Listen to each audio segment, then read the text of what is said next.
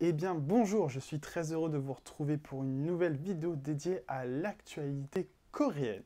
Aujourd'hui nous allons parler de grève, et oui, première info, cela n'est pas que français. Je vois que j'en surprends certains, oui. Allez, je vous explique la situation. En effet, c'est une grève qui aurait bien pu paralyser toute la Corée qui a été évitée au dernier moment. Tout commence en 2018 lorsque le gouvernement Moon Jae-in adopte une loi visant à réduire le nombre d'heures maximum dans les entreprises de plus de 300 salariés. Dans ces entreprises de plus de 300 salariés se trouvent les entreprises de bus. Attention, ici nous parlerons uniquement des bus à l'intérieur d'une ville, c'est-à-dire juste les bus à l'intérieur de Séoul ou à l'intérieur de Daegu, pas les bus qui vous permettront de faire de Daegu à Mokpo. Il faut savoir qu'il y a énormément d'entreprises qui s'occupent des bus. Juste à Séoul, il y a plus de 60 entreprises qui s'occupent des bus. En même temps, il y a plus de 600 lignes sur Séoul et plus de 8500 bus. Pour vous donner une comparaison, à Paris, il y a 60 lignes, c'est-à-dire 10 fois moins que Séoul. La ville est pourtant 6 fois plus petite. Une seconde comparaison serait vous parler de l'Île-de-France. En Île-de-France, il y a un peu plus de 1200 lignes, donc le double de Séoul, sachant que l'Île-de-France est 20 fois plus grande que Séoul. Un grand nombre de ces entreprises ont donc plus de 300 salariés et sont concernées par cette loi, réduisant le temps de travail maximum de 68 à 52 heures. Cependant, le gouvernement leur offre une exception en leur donnant un an de délai. Contrairement aux autres entreprises, les compagnies gérant les bus ont donc un an pour se préparer. Cependant, il faut être honnête, ça n'a pas beaucoup avancé pendant des mois. Pour vous résumer la situation, voici ce qu'on avait. D'un côté, des salariés qui ne veulent pas de cette modification du temps de travail, parce que cela va réduire leur salaire. Dans certains cas, dans certaines villes, plus d'1 million de won de salaire perdu, soit plus de 800 euros. Les salariés demandent donc une hausse du salaire afin de compenser cette perte. De l'autre côté, les entreprises annoncent que cela est impossible. En effet, elles ne peuvent pas augmenter autant les salaires, sachant qu'elles vont être obligées de recruter afin de combler les heures de travail qui ne seront plus effectuées. Grosso modo, une si forte réduction du temps de travail, ça implique de recruter 25% de personnes en plus. Les entreprises ont donc fait appel au gouvernement et aux organisations locales afin de les aider à financer, via du financement direct, cette perte de salaire. Et selon les informations communiquées dans la presse, elles n'ont pas trop eu de réponse. Évidemment, avec le temps qui passe, les salariés ont commencé à être de plus en plus frustrés avec aucune sortie, sauf la réduction de leur salaire. Les syndicats ont donc décidé de faire voter un projet de grève.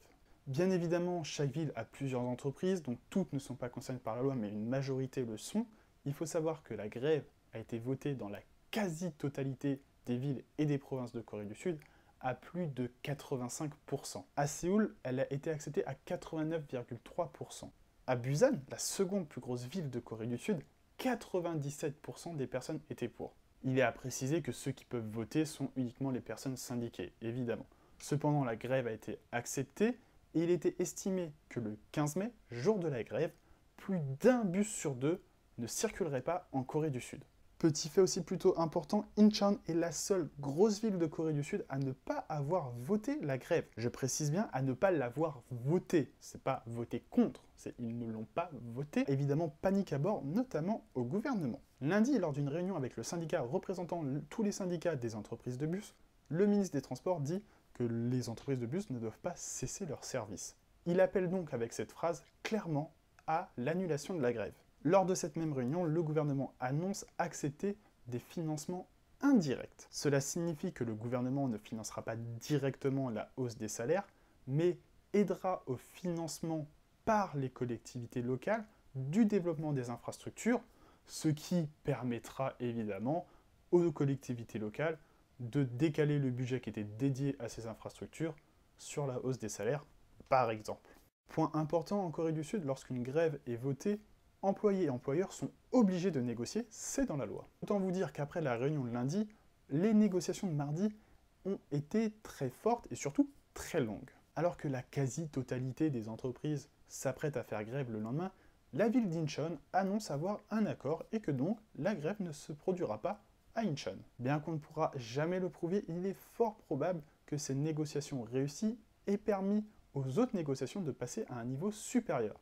Au final, le mercredi, aucune grève n'a eu lieu. Et pour vous dire à quel point les négociations ont été serrées et longues, mardi à 22 h, Séoul et beaucoup d'autres villes n'avaient toujours pas d'accord conclu. Dans certaines villes, telles que Ulsan, il a même fallu attendre 5 heures du matin. Chaque accord est différent pour chaque entreprise. Il y a donc des accords différents dans chaque ville.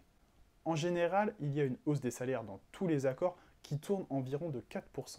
Certaines provinces annoncent qu'il y aura un audit afin de déterminer les lignes les moins rentables et une hausse des prix sur les dites lignes.